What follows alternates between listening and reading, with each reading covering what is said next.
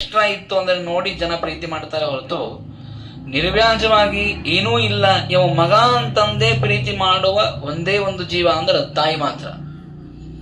ಅಷ್ಟು ಉಪಕಾರ, ಅಷ್ಟು ಪ್ರೀತಿಯನ್ನು ಮಾಡಿ ತಾಯಂದ್ರು ಮಕ್ಕಳನ್ನು ಸಾಕಿರ್ತಾರೆ. ಮಾಧವ ಅಂತಹ ತಾಯಿ ತಂದೆಯಂದರಿಗೆ ಏನು ಶ್ರದ್ಧಾಪೂರ್ವಕವಾಗಿ ಶ್ರಾದ್ದ ಮಾಡಬೇಕು. ಅನ್ನ ಬೇಯಿಸ್ಕೊಳ್ಳಿಕ್ಕೆ ಅಕ್ಕಿ ಇಲ್ಲ ಅವನ ಹತ್ರ, ಮಾಧವನ ಹತ್ರ ಭಿಕ್ಷುಕನಾಗಿದ್ದಾನೆ. ಎಲ್ಲ ರಾಜರು ಶ್ರಾದ್ದ ಮಾಡ್ತಾ ಇದ್ದಾರೆ, ಇವನ ಹತ್ರ ₹1 ಇಲ್ಲ ಬ್ರಾಹ್ಮಣಿಗೆ ಕೊಡ್ಲಿಕ್ಕೆ. ಅನ್ನ ಕಟ್ಲಿಕ್ಕೆ ಅಕ್ಕಿ ಇಲ್ಲ, ಪಿಂಡ ಕಟ್ಲಿಕ್ಕೆ ಅಕ್ಕಿ ಇಲ್ಲ. ಏನ್ ಮಾಡ್ಬೇಕು ಶ್ರಾದ್ದ?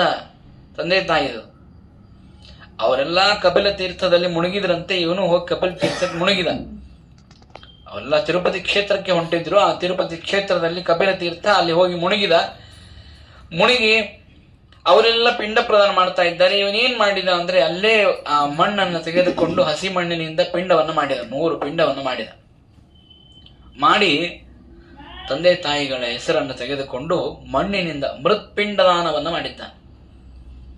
ಮೃತ್ಪಿಂಡ ಪ್ರದಾನವನ್ನ ಮಾಡಿದರೆ ಏನ್ ಆಶ್ಚರ್ಯ ಅಂತಂದ್ರೆ ಎಲ್ಲಾ ಪಿತೃಗಳು ಸಂತುಷ್ಟರಾಗಿ ಆಶೀರ್ವಾದವನ್ನ ಮಾಡ್ತಾರೆ. ಅವನಿಗೆ ಏನೂ ಇಲ್ಲ, ಏನೂ ಮಾಡಿಲ್ಲ. ಒಳಗಡೆ ಇಷ್ಟು ಶ್ರದ್ಧೆ, ಇಷ್ಟು ಭಕ್ತಿ ಇತ್ತಲ್ಲ, ಆ ಭಕ್ತಿ ಶ್ರದ್ಧೆಗೆ ಮೆಚ್ಚಿ ಆಕಾಶದಲ್ಲಿ ಬಂದು ಎಲ್ಲಾ ಪಿತೃಗಳು ಆಶೀರ್ವಾದವನ್ನು ಮಾಡ್ತಾರೆ. ನಿನ್ನ ಶ್ರದ್ಧೆಗೆ, ನಿನ್ನ ಭಕ್ತಿಗೆ ನಾವು ಮೆಚ್ಚಿ ನಿನಗೆ ಆಶೀರ್ವಾದವನ್ನು ಮಾಡ್ತೇವೆ ಅಂತ ಹೇಳಿ ಮಾಡಿದ್ರೆ ಎಂತ ಆಶೀರ್ವಾದ ಗೊತ್ತಾ? ಅದು ನಾವು ಊಹಾನೂ ಮಾಡ್ಲಿಕ್ಕೆ ಸಾಧ್ಯ ಇಲ್ಲ.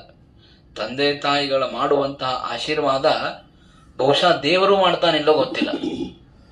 ಅಂತಹ ಅದ್ಭುತವಾದ ಆಶೀರ್ವಾದವನ್ನು ಮಾಡ್ತಾರೆ ಎಲ್ಲಾ ಪಿತೃಗಳು. ಏನಾಗ್ತದೆ ಅಂತಂದ್ರೆ ಈ ವ್ಯಭಿಚಾರಿ ಮಾಧವ ಶ್ರದ್ಧೆಯಿಂದಾಗಿ ಶ್ರಾದ್ದವನ್ನ ಮಾಡಿದ್ದಕ್ಕೆ ಆಶ್ಚರ್ಯ ಏನು ಅಂತಂದ್ರೆ ಮುಂದಿನ ಜನ್ಮದಲ್ಲಿ ಶ್ರೀನಿವಾಸನಿಗೆ ಕನ್ಯಾದಾನ ಮಾಡುವಂತಹ ಒಂದು ಅದ್ಭುತ ಕುಲದಲ್ಲಿ ಹುಟ್ಟಿ ಬರ್ತಾನೆ ಆಕಾಶರಾಜನಾಗಿ. ಅಂತಂದ್ರೆ ಪಿತೃಗಳ ಆಶೀರ್ವಾದ ಎಂತ ಅದ್ಭುತವಾಗಿದೆ ನೋಡಿ, ಆಶ್ಚರ್ಯವಾಗ್ತದೆ. ನಾವು ಪಿತೃಗಳನ್ನ ಬಹಳ ನಿರ್ಲಕ್ಷ್ಯ ಮಾಡ್ತೇವೆ. ಅವರ ಆಶೀರ್ವಾದ ಎಂತ ಅದ್ಭುತವಾದ ಕಾರ್ಯವನ್ನು ಮಾಡ್ತದೆ ಅಂತಲಿಕ್ಕೆ ಮಾಧವ ಸಾಕ್ಷಿಯಾಗಿದ್ದಾನೆ. ಏನೂ ಇಲ್ಲ, ಮಾಡಿರತಕ್ಕಂಥದ್ದು ಶ್ರದ್ಧಾಯುಕ್ತವಾಗಿ ಶ್ರಾದ್ದವನ್ನು ಮಾಡಿದ.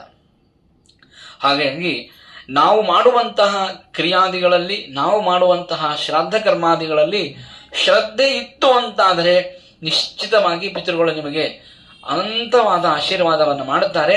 ಆ ಆಶೀರ್ವಾದದಿಂದಾಗಿ ಎಲ್ಲ ಉತ್ತರೋತ್ತರ ಮಂಗಳ ಕಾರ್ಯದ ಅಭಿವೃದ್ಧಿ ಆಗ್ತಾನೆ ಹೋಗ್ತದೆ. ನಮಗನಿಸ್ತದೆ, ಕೆಲವು ಸಲ ಬೇಸರಿಕೆ ಬರ್ತದೆ, ಶ್ರಾದ್ದ ಮಾಡುವಾಗ ಸಿಟ್ಟು ಬರ್ತದೆ, ಎಲ್ಲಾನು ಬರ್ತದೆ. ಆದರೆ